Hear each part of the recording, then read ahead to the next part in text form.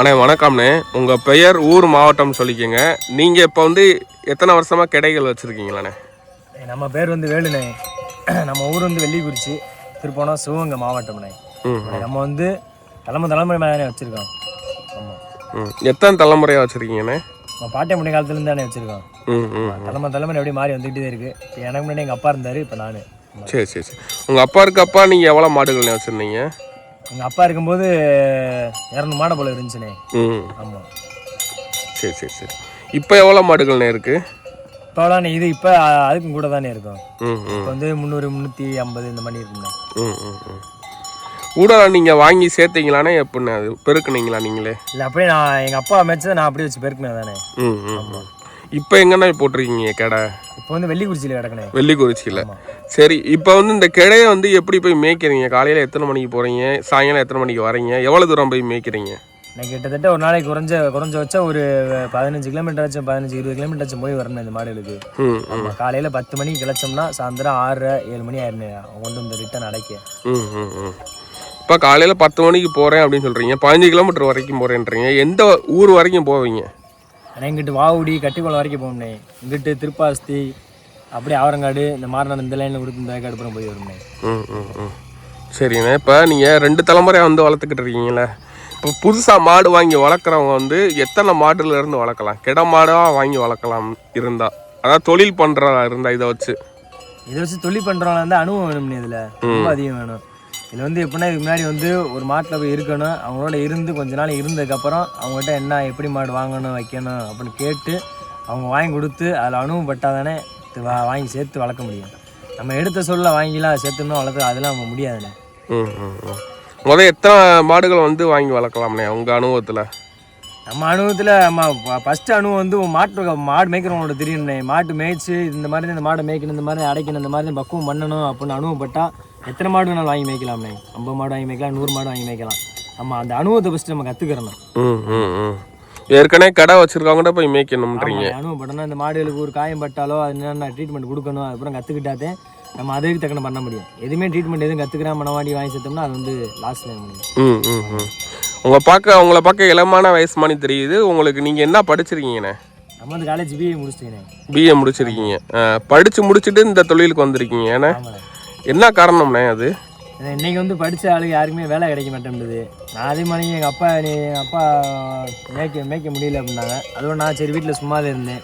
அதோட எதுக்கு இருக்க, நம்ம அப்பா பார்த்த தொழில் தானே இது, அழிஞ்சிடக்கூடாது, நம்ம அப்படியே பார்ப்போம் அப்படின்னாண்டி இப்போ பார்த்துக்கிட்டேன். இப்போ உங்கள் வீட்டிலலாம் எதுவும் சொல்லலைண்ணே? ஏன்னா இவ்வளோ தூரம் உங்களை படிக்க வச்சுருக்காங்க, வந்து மாடு மேய்க்கிறனால எதுவும் சொல்லலையா? இல்லைண்ணே, நம்ம வீட்லேயே இன்றைக்கி எல்லா பேருமே தெரிஞ்சது யாருமே படித்தாளுக்கு யாருமே வேலை கிடைக்கலண்ணே. டிகிரி முடிச்சிருக்கு அப்படின்னா அது சும்மா பேருக்கு தான் டிகிரி. நம்ம இன்றைக்கி யாருமே டிகிரி முடித்தாலும் வேலையை கிடைக்க மாட்டேங்குது. சப்போஸ் அந்த வேலைக்கு போனாலும் அதுக்குரிய சம்பளமும் கிடையாது. அதில் வந்து அதுக்கு மேலே இருக்குண்ணே. அதனால் வந்து நம்ம வீட்டில் எங்கள் அப்பா பார்த்துருக்காருல்ல, எங்கள் அப்பா பார்த்தோன்னா அந்த அனுபவங்கள் இருக்குது. அதனால் நம்ம எதுவுமே சொல்ல மாட்டாங்கண்ணே. சரிண்ணே. இப்போ டிகிரி முடிச்சு வேலைக்கு போனால் ஒரு 20,000-30,000 சம்பளம் வாங்கலாம்ல, நல்ல பொசிஷனில் இருக்கலாம், ஏசியில் வேலை. இதுனா நம்ம வெயிலுக்கு மழை கட்டில் தெரியணும். நீங்கள் எப்படி பார்க்குறீங்க இதை? நாங்கள் வந்து எங்களுக்கு இதானே ஏசியே, வெயில் தான் எங்களுக்கு ஏசியே. நாங்கள் வந்து பார்க்க மாட்டோம். நாங்கள் பரம்பரை வச்சு வந்தனால எங்களுக்கு வெயில் தான். சும்மா செத்தனா உட்கார மாட்டோம், உட்கார தோணாது. எங்களுக்கு வந்து இது பார்த்துக்கிட்டே இருக்கணும். அவர் 20,000 சம்பளம் வாங்குறாப்புல அப்படின்னா எங்களுக்கு மாதமே கிட்டத்தட்ட 40,000 சம்பளம்ண்ணே வருமானம் வருது. சம்பளம்னா எப்படி சம்பளம்ன்றீங்க? வருமானமா இல்லை அதுலேருந்து கொஞ்சம் இதர செலவுகள்லாம் இருக்கும்ல? இல்லைண்ணே, இன்றைக்கி வந்து இந்த எருவிக்குன்னா இன்றைக்கி அவங்க இந்த மாட்டு எரு விற்கிது. மாட்டு எரு வந்து கேரளாக்காரங்க வாங்குறாங்க. இப்போ நம்ம தமிழ்நாட்டுக்காரங்க வந்து அதை யூஸ் பண்ணுறதே கிடையாது. அதை பேன் பண்ணிட்டாங்க. யாருமே கடை வர கிடையாது. அம்புட்டு செயற்கை இதுதான். இப்போ வந்து இது வந்து கேரளாக்காரங்க வாங்கிட்டு போகிறாங்க அப்படின்னா அந்த மூட கணக்கு தானே. அது வந்து மாத கணக்கில் நம்ம வச்சோம்னா அவங்களுக்கு தான் எங்களுக்கு வருமானம் கூட தான். இப்போ நீங்கள் 350 மாடுகள் கிட மாடுகளை வச்சுருக்கீங்க. இதில் வந்து மாதத்தில் எத்தனை மூடை வந்து விழுகும்னே? ஒரு மூடை எவ்வளோ சராசரியாக கொஞ்சம் விரிவாக சொல்லுங்கள். ஆனால் இங்கே வந்து சாக்கை பொறுத்து இருக்குண்ணே. 50 கிலோ பை, 90 கிலோ பை, 130 கிலோ பையன்னு இருக்குண்ணே. அது பையை பொறுத்துண்ணே. ஆமாம், பையை பொறுத்து ரேட்டு 200 ரூபா வரைக்கும் சாக்கு ரேட்டு இருக்குது. இப்போ இன்றைக்கி 350 மாடு எங்கள் சொந்த மாடு இருக்குது. அது போக மேப் மாடு ஒரு 150 மாடு இருக்குது. ஆமாம், மொத்தம் 500 மாடு. 500 மாடு கிடக்கு. அதில் வந்து ஒரு நாளைக்கு குறைஞ்ச வச்சா 10,000 சாணி விழுவுண்ணே நாளைக்கு. ஆமாம், ஒரு நாளைக்கே 10,000 சாணி. 8,000 ரூபா கூட வாங்க ஒரு நாளைக்கு. ஆமாம். ஒரு நாளைக்கு 7,000 8,000 வருமானம் இருக்கு எங்களுக்கு. ம் அது வந்து அதே மாதிரி பக்குவம் பண்ணணும் அந்த சாணத்திலேயே. ஆமா சாணத்திலேயே. எப்படிண்ணே சாணத்திலேயே ஒரு நாளைக்கு 7,000னா 10 நாளைக்கு 70,000 ஆகி போச்சு. ஆமாண்ணே அதுல வந்து வருமானம் இருக்கு. இப்போ நீங்க சாணி கிடக்குன்னா அது வந்து நம்ம காய போடணும் வைக்கணும், அதை ஒரு குமிச்சு வச்சிட்டோம் அப்படின்னா அவங்க வருவாங்க வண்டியில வந்து அவங்க ஏற்றி போயிடுவாங்க, நம்ம காசு கொடுத்து போயிடுவாங்க. நம்ம அதுக்கு தக்க ரெடி பண்ணி வைக்கணும். நம்ம எந்த பக்குவப்படுத்தி வைக்கணும். வருமானம் இருக்கு அதான் பக்குவப்படுத்தி வைக்கணும் கொஞ்சம். அதை கொண்டு போய் அவங்க என்னென்ன பண்றாங்க, அவங்க கொண்டு போய் அவங்க இயற்கை முறையில் தயாரிக்க வேண்டிய செயற்கை உரத்தை அவங்க கேரளாவில் போடாம இயற்கை உரத்திலே தென்னங்கண்டு தேயிலை தோட்டம் அந்த லப்பர் மரம் எல்லாத்துக்குமே யூஸ் பண்றாங்க. ஆமா. இப்போ சாணத்துல இவ்வளவு வருமானம் அப்படின்னு சொல்றீங்க, மாட்டுல வேற என்னென்ன பொருட்கள் மூலியமா வருமானம் வருதுண்ணே உங்களுக்கு? கண்டுகள் வைக்க மாட்டோம், இது மாடுகள் வைக்க மாட்டோம், கண்டுகள் மட்டும்தான். காலக்கண்டு மட்டும்தான். காலக்கண்டு மட்டும் எதுவுமே விற்கிறது இல்லைண்ணே. ஆமா. காலக்கண்டு எது எதுக்குன்னே பயன்படுத்தலாம் இந்த இப்ப இருக்க காலகட்டத்துல? இப்ப இருக்க காலகட்டத்துல முன்னாடி வந்து மாட்டு வண்டி ரேஸ் எல்லாத்துக்குமே இது பண்ணாங்க. இப்போ வந்து பாதி பேர் ரேஸ் யூஸ் பண்றாங்க. இப்போ மாட்டு வண்டி யாருமே யூஸ் பண்றது கிடையாது. அதனால இப்போ முக்காவாசி வந்து ஜல்லிக்கட்டுக்கு தானே போகுது. ஜல்லிக்கட்டுக்கு தான் போகுது. ஜல்லிக்கட்டுக்கு. ஆனால் முன்னாடிலாம் பார்த்தீங்கன்னா புலிக்குளம் ரக கன்றுகள்லாம் பார்த்தீங்கன்னா அந்த உழவுக்கு பயன்படுத்துவாங்க. அப்பெல்லாம் கேள்விப்பட்டிருக்கீங்களா, பார்த்துருக்கீங்களா? இப்போலாம் அந்த மாதிரி யாருமே பார்த்தது இல்லைண்ணே. முற்றிலுமே வந்து இன்னைக்கு வந்து புலிக்குளம் மாடுன்றத வச்சிருக்கோம் அப்படின்னா ஒன்லி ஜல்லிக்கட்டு மட்டும் வாங்குறாங்க. யாருமே எனக்கு வண்டி மாடுன்னு இது எழுதி நாங்களும் எங்கள் அப்பா எடுத்து நான் வந்து கம்பெடுத்துருக்கேன். இன்னமும் வந்து என்கிட்ட வந்து மாட்டு வண்டிக்குன்னு கண்டுக்கிட்டு யாருமே வந்தது கிடையாது. முற்றிலுமே வந்து ஜல்லிக்கட்டுக்கு தான். எல்லாமே வந்து இயந்திரமாகி போச்சு, டிராக்டர் இருந்துடும். அதனால வந்து யாருமே மாட்டு வண்டி யூஸ் பண்ணுறதே கிடையாது. ஆனால் இப்போ நம்ம பிஸ்னஸ் ரீதியாகவே பேசுவோன்னே, அதாவது இப்போ நான் ஒரு இடத்துல போய் கற்றுக்கிட்டு வந்துட்டேன், மாடுகளும் வாங்க ஆரம்பிச்சிட்டேன். ஒரு மாடு இன்னைக்கு சராசரியாக விலை வந்து எவ்வளோண்ணே இருக்கும்? இன்னைக்கு மாடுகள் கொடுப்பாங்களா வாங்குறதுக்கு? மாடு வந்து யாராச்சும் கொடுத்தா தானே, நம்ம யாராச்சும் கொடுத்தாலே வாங்க முடியும், கொடுக்கலன்னா வாங்க முடியாது, தர மாட்டாங்க. இன்றைக்கி சூழ்நிலைக்கு மாடு வந்து 40 ரூபாய்க்கு போயிடுச்சுனே. அவர் எங்கள் அப்பா காலத்தில் வந்து பார்த்தீங்கன்னா வெறும் 10,000 15,000 இருந்துச்சு ஜோடி. இன்றைக்கி 40,000 தான் போய்க்கிருக்கு மாடு. மாடை பொறுத்து இன்றைக்கி ரேட்டுனே. கிடேரி இந்த 2000 3000 மாடுகள், அந்த வயசு கூடிய மாடுகள், அந்த மாதிரி ஒரு ரேட்டில் இருக்குண்ணே. ஆமாம். அதாவது எத்தனை பல்லுல இருந்து வாங்கலாம் வயசுன்னு தெரியுமில்ல உங்களுக்கு? ஆமாண்ணே. நம்ம வாங்கி சேர்க்குறோம், நம்ம வந்து அதில் தொழில் பண்ண போகிறோம், வாங்கி சேர்க்க போகிறோம் அப்படின்னா தலையீத்து 2000 வாங்கணும், இல்லைன்னா கிடேரி வாங்கணும். பெரிய மாடு வாங்கக்கூடாதுண்ணே. ஆமாம். தலையீத்து இல்லைன்னா 2000 கிடேரியா வாங்கணும். சரி. இப்போ ஒரு மாடு நீங்கள் தலையீத்து 2000 வாங்குறீங்களே, அது எத்தனை வருஷம் வரைக்கும் கண்டு போடும்னா எத்தனை ஈத்து வரைக்கும் கண்டு போடும்? கிட்டத்தட்ட அதை நம்ம ஒரு 40 வருஷம் வச்சுருக்கலாம்ண்ணே. 40 வருஷம் வைக்கலாம். வச்சுக்கலாம். வந்து மேய்ச்சி மெயின்டெனன்ஸ் பண்ணுற பொறுத்து. அதாவதுண்ணே இப்போ தலை ஈத்துலையும் இந்த கடைசி ஈத்துலையும் கண்டு போடுற கண்டு வந்து நல்லா இருக்கும் அப்படின்றாங்க. அது எந்த அளவுக்குண்ணே உண்மை? அது வந்து என்னன்னு கேட்டிங்கன்னா, அந்த மாடு வந்து நம்ம வச்சுக்கிற பொறுத்தானே. தலையீத்துனா தலையீத்துக்கிட்ட கொஞ்சம் வெடிப்பாக இருக்கும், அவ்வளோ வித்தியாசம். இப்போ நீங்கள் என்ன ரக மாடுகள்ண்ணே வச்சுருக்கீங்க? புலிக்குளத்து மாடுண்ணே. புலிக்குளத்து மாடு தான். இது வந்து எந்த அளவுக்கு வீரியமாக இருக்கும்ண்ணே? இது வந்து கார ரோசா எல்லாத்துலேயும் பேர் போன மாடு தானே. எப்படியுமே வந்து பாதி பேருக்கு மேக்ஸிமம் தெரியும் வந்து ஒன்று தேனி மரமாடு கேட்பாங்க, இல்லைன்னா புலிக்குளத்து மாடு வந்து கேட்பாங்க. இப்போ மாடு மேய்க்கிறவங்களுக்கு இந்த பொண்ணு கிடைக்க மாட்டேங்குது அப்படின்றாங்க. அது ஒரு குறையா இருக்குன்னு நினைக்கிறீங்களா? இல்லைண்ணே, அது குறைலாம் கிடையாது. என்ன ஒரு நான் இன்னைக்கு வந்து கவர்மெண்ட் வேலை வாங்குறன காட்டி நாங்கள் சம்பளம் வாங்குறோம் இன்னைக்கு. ஆமாம். அவர் என்ன அவர் உட்காந்து வேலை வாங்குறப்ப நாங்கள் நடந்து வேலை வாங்குறோம். அவ்வளோ சொந்த ஊரில். இப்போ அவங்களா அலைஞ்சு திரிஞ்சு வெளியில் போய் வேலை பார்த்து கவர்மெண்ட் வேலை பார்த்து 40,000 வாங்குறீங்க, நீங்கள் சொந்த ஊர்லேருந்து வேலை பார்க்குறீங்க. ஆமாண்ணே, நம்ம சொந்த ஊர்லேருந்து சம்பளம் வாங்குறோம்.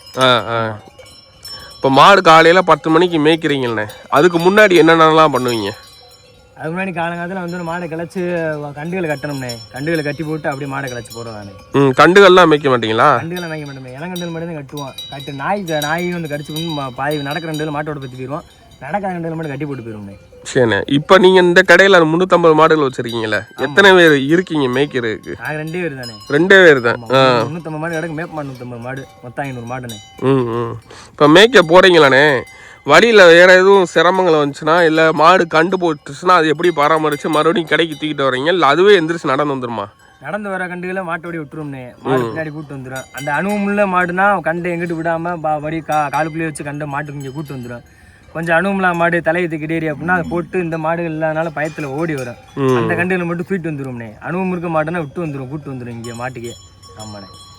இப்போ 15 கிலோமீட்டர் மேய்க்கிறீங்கண்ணே, மாடுகள்லாம் தொலைஞ்சு போதுன்னா மறுபடியும் கிடைக்க வந்துடுமா? அது வந்து எப்படி வருதுண்ணே? இங்கே தான் கெடை போட்டிருக்காங்கன்றது எப்படி வருது மாடுகள்லாம்?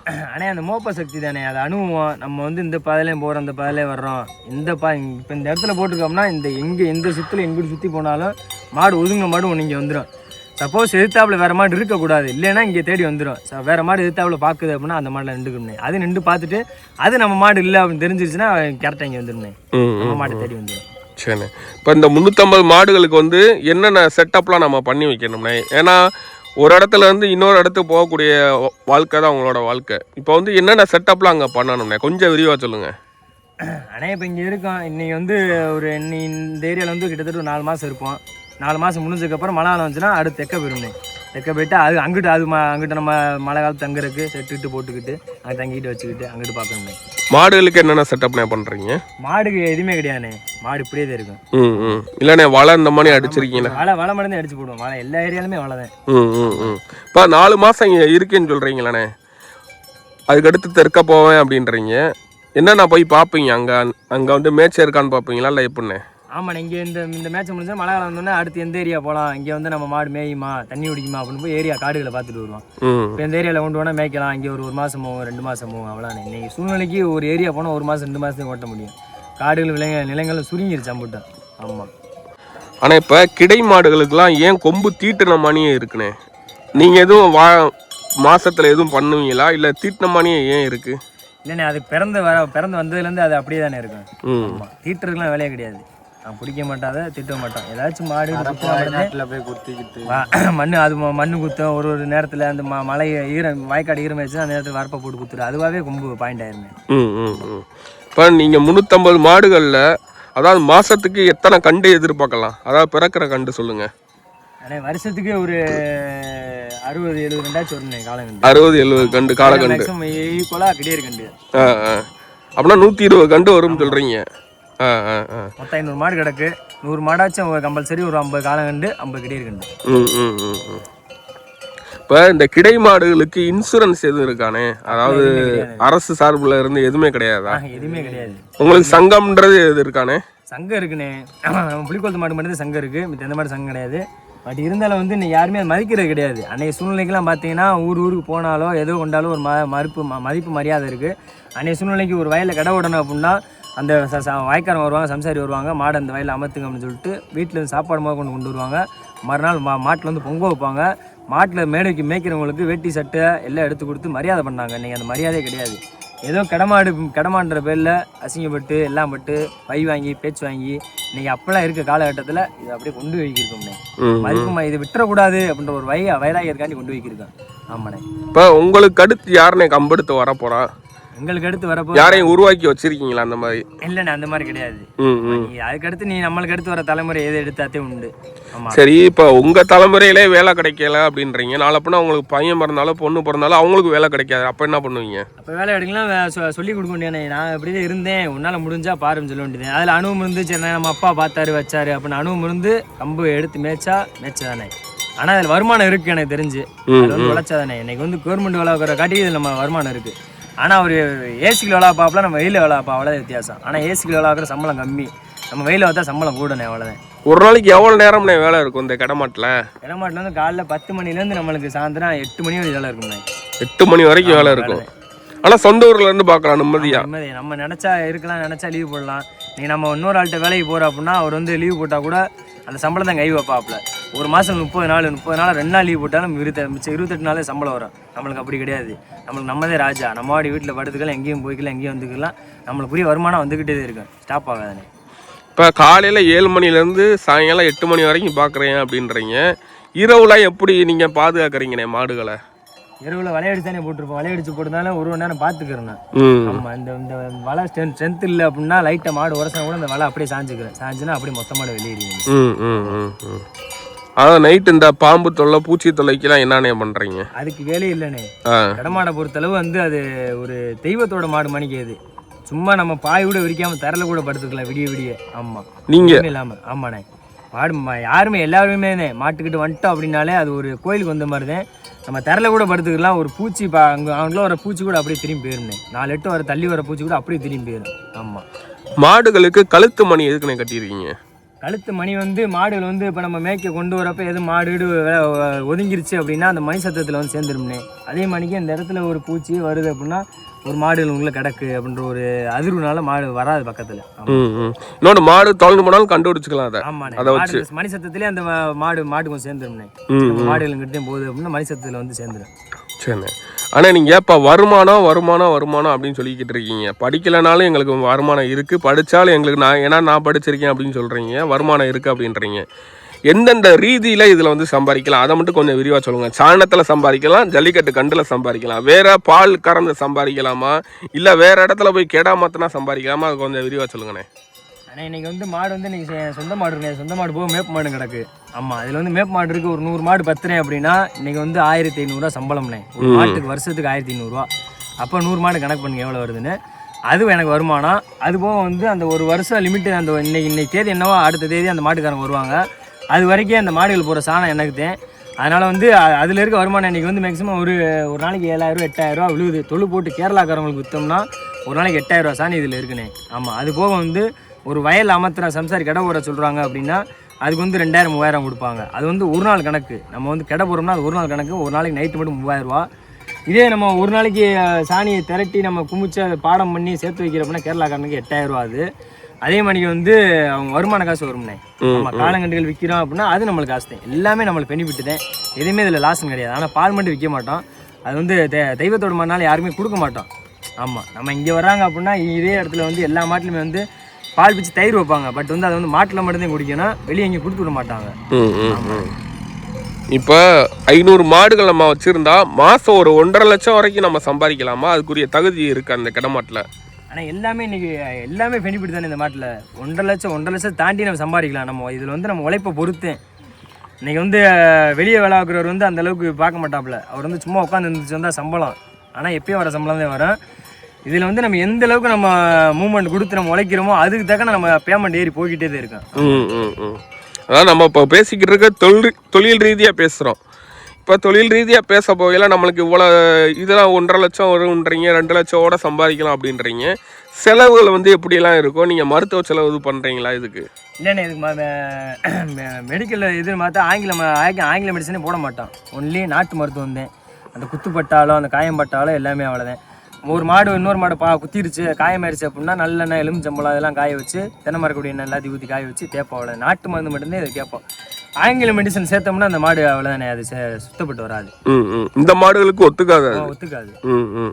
இப்போ இந்த புலிக்குளம், மானங்கத்தாம், இந்த மானாமதுரை இந்த சரௌண்டிங்ஸில் கிட்டத்தட்ட எத்தனை கிடைகள் இருக்கும், எவ்வளோ மாடுகள்னு இருக்கும்? இன்னைக்கு வந்து பார்த்தீங்கன்னா முதல்ல வந்து ஊருக்கு 4 பேர் 5 பேர் 10 பேர் வச்சுருந்தாங்கண்ணே. இன்னைக்கு வந்து ஊருக்கு ஒரு ஆள் தான். ஊருக்கு ஒரு ஆள் தான் வச்சிருக்காங்க. ஒரு ஆள் 2 ஆள் தான். அதேமாதிரி இன்னும் ஒரு கிட்டத்தட்ட ஒரு 2-3 வருஷம் சென்றுச்சுன்னா இன்னும் கொஞ்சம் ரேர் தானே அது. ஆமாம், விளைநிலங்கள் சுருங்கிருச்சு. இன்றைக்கி வந்து இன்னைக்கு கம்பல்சரி இதில் பார்த்தீங்கன்னா பாதிக்கு பாதி வயக்காடு கருவதையும் மண்டி போய் கிடக்கு. இதுக்கப்புறம் விவசாயம் யாருமே சம்சாரி பண்ணுறது கிடையாது. நீ விவசாயம் பண்ணவர் என்ன பண்ணுறாரு, விவசாயம் பண்ணவர் மாடு மேய்ச்சவர் எல்லா நம்ம மயங்களை பூரா கவர்மெண்ட் வேலைக்கு படிக்க வைக்கணும் அப்படின்ட்டு படிக்க வச்சாங்க. சொத்து எல்லாத்தையும் விற்றுட்டு. ஆனால் படிக்க வச்சதுக்கப்புறம் மயனுக்கு வேலை கிடைக்கல. அதனால் வந்து இன்றைக்கி அப்படியே அந்த விளைநிலங்களும் சும்மாவே போட்டு விற்று வாங்கினவர் சும்மா போட்டாப்புல விற்றுன்னு சும்மா போட்டாப்புல கருவம் மண்டி போச்சுனே. இன்றைக்கி மேய்க்கிற எல்லாமே கம்மியாயிடுச்சு. அதனால் எங்கேயுமே மாடு மேய்க்க முடியாது. இன்றைக்கி தெற்க போகிற மழை காலத்தில் பார்த்தீங்கன்னா இங்கே 6 மாதம் காடு 6 மாதம் வீடுண்டுவாங்க. அந்த மாதிரிக்கு 6 மாதம் இங்கே இப்போ வீட்டில் இருக்கான். நீ 6 மாதம் இன்னொன்று காடு போயிடுவோம். காடு போயிட்டு அப்படின்னா அங்கிட்டு தெற்கெல்லாம் பார்த்தீங்கன்னா அங்கிட்டு வந்து செவக்காடுனே. அங்கிட்டு அந்த ஏரியாவில் வந்து இங்கிட்டு நெல் போகிறாங்க அப்படின்னா அங்கிட்டு வந்து கடலை இந்த மாதிரி இதையும் போடுவாங்க. அந்த ஏரியாக்களையும் பார்த்தீங்கன்னா இப்போ வந்து பாதி பேர் கிட்டத்தட்ட 40 ஏக்கர் 50 ஏக்கர்னு வாங்கி கம்பிவேலி போட்டுறாங்க. அப்போ அதுலேயும் விளைநிலங்கள் சுருங்குது. அப்போ வந்து நீங்கள் நான் போகிற இடத்துல இன்னொருத்தர் வராப்பில் அப்படின்னா நான் 4 நாளைக்கு மேய்க்கிற இடத்துல அது 2 நாளில் முடிஞ்சிடும். அப்படின்றப்போ வந்து விளைநிலங்கள் காடுகள் சுருங்கி இருக்குன்னே. இன்னும் 2 வருஷம் போயிருச்சு 3 வருஷம் போயிருச்சுன்னா ரொம்ப ரேர்னு இந்த கிடமாடு. ஏன்னா இடங்கள் சுருங்கிடும் அப்படின்றீங்க. சுருங்கிச்சுன்னா மேய்ச்சல் எங்கிட்டு மேய்க்கிறது இடம் எப்படி சுருங்குது இடம்? ஆனால் அம்புட்டு கம்பி கிளாஸ் போட்டுறாங்க, கம்பி வேலி பிடிச்சிறாங்க, கல்லுக்கால் ஊண்டி கம்பி வேலி பிடிச்சிறாங்க. அம்புட்டு சும்மா கல் ஊண்டி வச்சுருந்தா கூட ஊடலில் போய் மாடு மேய்ஞ்சிடும். கம்பி வேலி பிடிச்சிறாங்க. கம்பி வேலி பிடிச்சா மாடு உள்ளே போய் வர முடியாது. அது 1 ஏக்கர் 2 ஏக்கர் இல்லை, கிட்டத்தட்ட 40 ஏக்கர்னா பாதி இதோட பாதி மேட்சில் முடிஞ்சிருந்தாங்க. அப்படின்றப்ப இங்கிட்ட ஒருத்தர் 40 ஏக்கர் வேலி பிடிக்கிறா அப்படின்னா அங்கிட்ட ஒருத்தர் 40 ஏக்கர் வேலி பிடிக்கிறாப்புல அப்படின்னா அவ்வளோ எங்கிட்ட மேய்க்க முடியாது. ஆமாம், இப்போ இந்த புலிக்குளம் பார்த்தீங்கன்னா சமவெளியில் தான் போய் மேய்க்க முடியும். தேனிகள்லாம் பார்த்தீங்கன்னா மலைகள் இருக்குது, மலை அடிவாரம் இருக்குது. நீங்கள் பக்கத்தில் எதுவும் மலைகளுக்கு போய் மேய்க்கிறீங்களாண்ணே? இல்லை நம்ம மலைக்கெலாம் போக முடியாது. நம்ம சரௌண்டிங்கில் மலை கிடையாது. ஃபுல்லாக வயக்காடுகள் தான். ஆமாண்ணே, வயக்காடுகள் அங்கே காடுகள் தான். சரிண்ணே. ஆனால் நிறைய கீதாரிகள் பார்த்தீங்கன்னா அடிப்படையாக சொல்கிறது ரோட்டில் பார்த்தையில எங்களுக்கு நிறைய சிரமங்கள் இருக்குது அப்படின்றாங்க. அது எந்த அளவுக்கு உண்மை, என்னென்ன சிரமங்கள்லாம் இருக்குது அதில்? ஆனால் நீங்கள் ரோட்டில் பற்றி போகிற அப்படின்னா வண்டி மாடு ஒதுக்கிறதுக்குள்ளே பின்னாடி மெதுவும் வரமாட்டாங்க. மாடு போய்க்கிறதுனா நம்ம மாடை ஒதுக்கிறோம் தெரியும், அதுக்கு தெரியாது ரோடு அது இதுண்டு. அது மாடு கும்பலாக நம்ம மாடை ஒதுங்கிடக்கூடாது அப்படின்னு ஒன்று சேர்ந்து இடிச்சுக்கிட்டே போவேன். அப்படி போகிறப்ப மாடு ஒதுக்கிறதுக்குள்ளே ஆறு அடிச்சுட்டு பொத்துட்டு வர்றது, உள்ளே நுழைஞ்சிட்டு போவாங்க. இல்லைன்னா எங்கிட்டாச்சும் ட்ரிங்கிங் பண்ணிட்டு வந்து மாட்டுக்குள்ளே விட்டு மாடுல பூரா இது அடியாக விட்றது. இந்த மாதிரி சம்பவம்லாம் நீங்கள் நிறையா இருக்குது. ரோட்டில் பற்றி போனால் பெரிய சிரமமாக இருக்குண்ணே. நீங்கள் வந்து சரி ரைட்டு 1.5 மாடு வண்டி அடிச்சிருச்சு அப்படின்னு காவல்துறைகிட்ட போனாலும் காவல்துறை அதை கண்டுக்கிறது இல்லை. ஒரு மாடு தானே இது உயிரை நினைக்க மாட்டாங்க. இது ஒரு மனுஷனை அடிச்சிட்டோம், பைக்கில் அடிச்சோம்னா அதுக்குரிய கேஸ் என்னென்னமோ பார்க்குறாங்க, வைக்கிறாங்க. இது ஒரு மாடு வந்து அவங்க யாரும் உயிராக கூட நினைக்கிறது இல்லை, மதிக்கிறது இல்லைண்ணே. இப்போ வந்து நீங்கள் வெள்ளிக்குறிச்சியில் போட்டிருக்கீங்க, உங்கள் சொந்த ஊரில் போட்டிருக்கீங்க. மாடுகளுக்கு எந்த ஒரு களவு பிரச்சனையும் இல்லை, சொன்னால் பசங்க வந்துடுவாங்க உடனே. இப்போ வெளியூரில் போய் போடுறீங்களே, இப்போ அங்கே போயிட்டு இப்போ எங்கள் ஊரில் தான் நீங்கள் கடை போட்டிருக்கீங்க, அங்கே ஒரு கண்டு கொடுங்க, அந்த மாதிரி சம்பவம் நடந்திருக்கா? இல்லைண்ணே, அந்த மாதிரி யாரும் கேட்க மாட்டாங்க. நம்ம வந்து எல்லா ஊர்லேயும் நம்மளுக்கு பழக்கம் இருக்குது, அதனால் யாரும் கேட்க மாட்டாங்க. இன்னைக்கு சூழ்நிலைக்கு வந்து அப்படி சம்பவங்கள்லாம் கிடையாதுண்ணே. முன்னாடி இதில் இருந்தாங்க. அன்றைக்கி வந்து எப்படின்னா ஊருக்கு சண்டீர் மணி இருந்துக்கிட்டு நம்ம ஊரில் மாடு எடுக்க நம்மளுக்கு கண்டி அந்த அந்த முதல்ல தலைமுறைகளை தானே. இப்போ இருந்தது வந்து அப்படி கிடையாது, எல்லாமே கம்மியாயிருச்சு. யாருமே அப்படி கேட்க மாட்டாங்க. இப்போ நம்மளுக்கு ஊருக்கு பழக்கம் இருக்கவாசி நம்ம அந்த ஊரில் போய் மேய்ச்சிட்டு வந்துக்கிறோம். சரி. இப்போ நீங்கள் ஆரம்பத்துலேருந்து நீங்கள் பேசல சொல்கிறீங்க நிறைய சிரமங்கள் இருக்குது, ரோட்டில் பற்றியில் சிரமங்கள் இருக்குது, நிறைய தொந்தரவு பண்ணுறாங்க அப்படின்றாங்க சொல்கிறீங்க.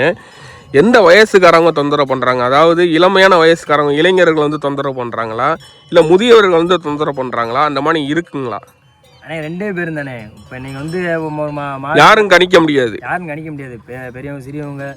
நாங்கள் மாடு ஊற்றி போய்க்கிறோம்னா அவங்களுக்கு அவசரம் இருக்குன்னு அவங்களுக்கு ஒதுங்க சொல்கிறாங்க. இப்போ அவங்களுக்கு அவசரம் இருக்கலாம், பட் வந்து ஒருங்க ஒதுக்கிறோன்றக்குள்ளே அவங்க அதுக்குள்ளே நாங்கள் போய் ஆகணும் அப்படின்ற மாதிரிலாம் இது பண்ணுவாங்க, பேசுவாங்க, வைவாங்க, அந்த மாதிரிலாம் பண்ணுவாங்க. சரிண்ணே. ஆனால் இறுதியான கேள்விண்ணே, இப்போ வந்து நீங்கள் இந்த ஜல்லிக்கட்டு கன்றுகளை வந்து கொடுத்துக்கிட்டு இருக்கீங்களாண்ணே? ஆமாண்ணே. சரிண்ணே. இப்போ மாதத்துக்கு எத்தனை கன்றுகள்ண்ணே உங்கள்கிட்ட இருந்து வெளியேறுது? நம்மகிட்ட மாதத்துக்கு ஒரு 10 கண்டு 15 கண்டாச்சும் போயிருந்தேன். சரிண்ணே. என்ன தரத்துலேருந்து கொடுக்குறீங்கண்ணே? எத்தனை மாதத்துலேருந்து கொடுக்குறீங்க? எப்படி பார்த்து வாங்கலாம்? சுழி சுத்தம் பார்த்து வாங்கணுமா? அது கொஞ்சம் விரிவாக சொல்லுங்கண்ணே. ஆனால் கண்டு வந்து போட்டதுலேருந்து 3 மாதம் கணக்குண்ணே. 3 மாதம் கழிச்சதுக்கப்புறம் தான் இறக்கடிக்க ஆரம்பிக்கும். அப்போ தான் கொடுத்தாத்தேன் வாங்குறவங்களுக்கு பெனிஃபிட்டு, நாங்களுக்கு எங்களுக்கு பெனிஃபிட்டு. இப்போ நீ வாங்கிட்டு போகிற அப்படின்னா அவங்க கொண்டு போய் வளர்க்குறாங்க அப்படின்னா கண்டு நம்மகிட்ட ஒரு 3 மாதம் 2 கண்டு கொடுக்குற அப்படின்னா வாங்கிட்டு போய் வளர்க்குறவங்க அடுத்து அவங்க ஏரியாவில் கொஞ்சம் மாடாயிரப்ப பார்த்துட்டு அது பாய்ச்ச குறியில் பார்த்துட்டு அப்படியே நம்மகிட்ட ரிட்டன் கண்டு வாங்க வருவாங்க. இன்னைக்கு சூழ்நிலைக்கு எங்கேயுமே கண்டும் கிடைக்கல.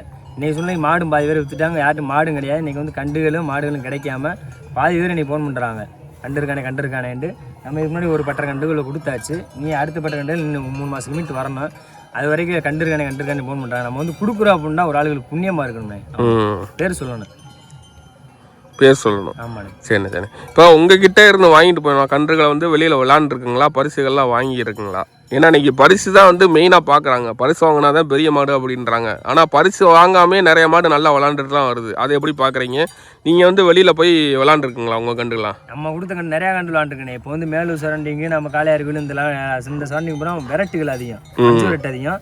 அதில் வந்து பாதி முக்கால்வாசி கண்டு நம்மகிட்ட வந்து நெருங்கி எடுத்துகிட்டு போகிறதே விட மாட்டாங்க. இன்றைக்கி ஒரு கண்டு எடுத்துகிட்டு போகிறாங்க அப்படின்னா அது மாடாகி விளாண்டதுக்கப்புறம் திரும்பி ஒரு கண்டு எடுத்து வருவாங்க. ஆமாம், சொல்லி வச்சுருவாங்க. ஆனால் இன்னொரு 2 நம்மளுக்கு இருக்கட்டும்னே வந்து எடுத்துக்கிறேன் சொல்லி வச்சுருவாங்க. அதே மணிக்கே ஜல்லிக்கட்டில் அவுக்குற கண்டுகளில் நம்மளுக்கு வீடியோ போடு, எல்லாமே வீடியோ போட்டு விட்ருவாங்க. ஆனால் நம்மகிட்ட எடுத்த கண்டு தானே நல்லா விளாடுதுனே அப்படின்னு சொல்லி வீடியோ போட்டு விடுவாங்க. ஆமாம். ஆனால் இப்போ இருக்க காலகட்டத்தில் இந்த ஜல்லிக்கட்டுன்ற மோகம் எப்படி எந்த அளவுக்கு இருக்குண்ணே? ஆனால் அந்த முதல்ல வந்து மாடுகள் நிறையா இருந்துச்சுன்னு சொன்னால் அன்றைக்கி வந்து இதே மணிக்கே தொலைபேசி கிடையாது, யார்கிட்டையும் அந்தளவுக்கு பிரபலங்கள் கிடையாது. இன்றைக்கி வந்து நான் பார்த்தீங்கன்னா அம்மூட்டு மோட்டிவேஷன் ஆயிடுச்சுண்ணே. செல்லு வந்து மொபைல் வந்ததுக்கப்புறம் மோட்டிவேஷன் அதிகமாகி போச்சு. அதனால் வந்து இன்றைக்கி ஒருத்தர் கண்டு எடுத்து போகிறாப்புல அப்படின்னா வளர்க்குறாப்புலன்னா இன்றைக்கி அம்புட்டு இந்த இன்ஸ்டாகிராம் இந்த ரீதியாக யூடியூப் ரீதியாக வந்து நிறையா பரவிடுச்சு. பரவனால அந்த ஒரு இப்போ கொஞ்சம் வயசு பையன் வரையாங்க பள்ளிக்கூடம் முடிச்சிட்டே அப்படின்னா நம்ம ஒரு கண்டு வாங்கி வளர்ப்போம் அப்படின்ற ஆசை வந்து இன்றைக்கி கொடுத்துருக்கு. அந்த காலகட்டத்தில் கிடையாது. நம்ம ஜல்லிக்கட்டு வாங்கன்னு கண்டு வாங்கி வளர்க்கணுன்றது கிடையாது. இன்றைக்கி வந்து பார்வையாளருக்கு அதிகமாக இன்றைக்கி வந்து அது வந்து ஃபோக்கஸ் எல்லாருக்குமே அதிகமாகிடுச்சு. கண்டுகள் வாங்கி வளர்க்கணும், நம்மளும் வந்து பேர் வாங்கணும் அப்படின்னு நினைக்கிறாங்க. பட் இன்னைக்கு சூழ்நிலைக்கு கிடைமாடுகள் வந்து அவ்வளோவா கிடையாது. பிரபலம் அதிகமாகிடுச்சு. நம்ம கண்டு வாங்கி வளர்க்கணும், நம்மளும் ஒரு பேர் வாங்கணும் அப்படின்னு அதிகமாக அவங்க ஆசைப்படுறாங்க. ஆனால் இன்னைக்கு சூழ்நிலைக்கு மாடு அதிகமாக கிடையாது. அன்றைக்கி மாடுகள் அதிகமாக இருந்த அன்றைக்கி யாருமே இந்த கண்டு மாடுகள் மதிக்கவும் கிடையாது. அன்னைக்கு சூழ்நிலைக்கு வந்து இந்த செல்லு இல்லாதனால யாருமே மதிக்காம ஆசி அப்படியே கிடந்துச்சுனே. மாடுகள் அதிகமாக கிடந்துச்சு. இன்னைக்கு வந்து மாடுகள் கம்மியாயிருச்சு, ஆளுகள் அதிகமாகிட்டாங்க. இன்னைக்கு கண்டுகளும் மாடுகளும் கிடைக்கல. அம்புட்டு லாவுறாங்க, எனக்கு கண்டு விடு, உனக்கு கண்டு விடு, கண்டிருக்கானே 10 கண்டு அந்தாலும் எடுத்துக்கிறேன், 15 கண்டு அந்தாலும் எடுத்துக்கிறோம்ன்றாங்க. ஆனால் எனக்கு சூழ்நிலை கண்டு கிடைக்கல. ஆமாண்ணே. இப்போ உங்கள் கிடையில சராசரியாக இப்போ இருக்க காலகட்டத்தில் கண்டுகளை வந்து என்ன விலைக்கு கொடுத்துக்கிட்டு இருக்கீங்க? நம்ம ஏரியாவில் வந்து நம்ம கண்டை பொறுத்து போகணும் ரேட்டு. நம்ம 10 ரூபாலேருந்து ஸ்டார்டிங்கு.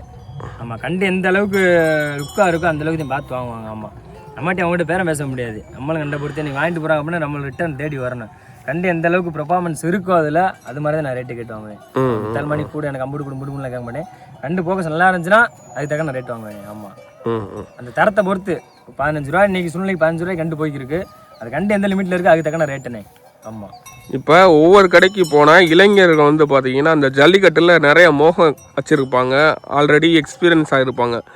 அவங்களாம் இந்த கண்டுகள் வந்து தேர்ந்தெடுக்காமல் காக்காலையை வந்து தேர்ந்தெடுத்துக்கிறாங்க. அந்த மாதிரி உங்கள் கடையில் கிடைக்குங்களாண்ணே? ஆமா, காலை கொடுத்துருக்கோம்ண்ணே. 3 காலை கொடுத்துருக்கோம். 3 காலையும் நல்லா விளாட்டு மாட்டேன். எங்கே கொடுத்துருக்கீங்கண்ணே? அது இப்போ ஒன்று திருச்சி, ஒன்று புதுக்கோட்டை, இன்னொரு ஒரு மறந்து வச்சுண்ணே. நம்ம திருச்சி கொடுத்ததுலாம் அவர் வந்து மித்தால் மணி 1.5 லட்சம் 2 லட்சம்லாம் கேட்கல, வெறும் 80,000 ஒரு காலை கொடுத்தா, ஒரு மரக்காலை.